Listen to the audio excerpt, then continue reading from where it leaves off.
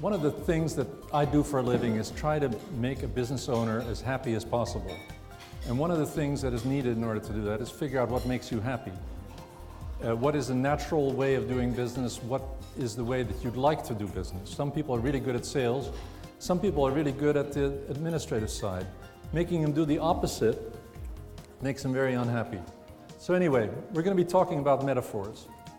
A metaphor is a figure of speech in which a word or phrase is applied to an object or action which is not literally applicable. That's a mouthful. Aristotle said the greatest thing by far is to be a master of metaphor, and the reason for that is there are lots of people that know stuff, but there are not a lot of people that know how to transfer that knowledge to other people. When you just tell people stuff, when you just go up and say, you have to do this, just imagine the Bible only had one page in it, and that page was the Ten Commandments. Would there be a lot of Christians in this world? Probably not, right? Because people don't like to be told what they're supposed to do. However, if you involve them in a story, if you get them involved and you tell them a parable or an allegory of some sort, they start catching on and you're not pushing. When you push, the same thing when you're selling. When you push, what happens to the other person? They move away, right? Now the thing is, when you're selling to both sides of the brain. You're selling to the right side and the left side. And they work sort of like a committee.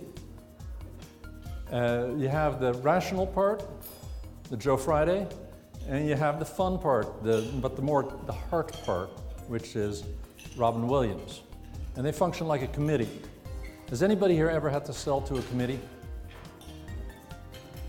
You walk into a business and there's the sales manager and the accountant and the owner of the business.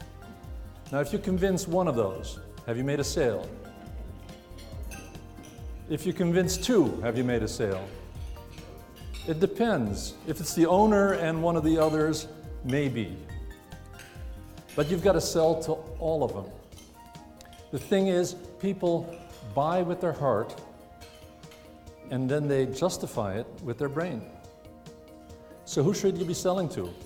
Joe Friday or Robin Williams?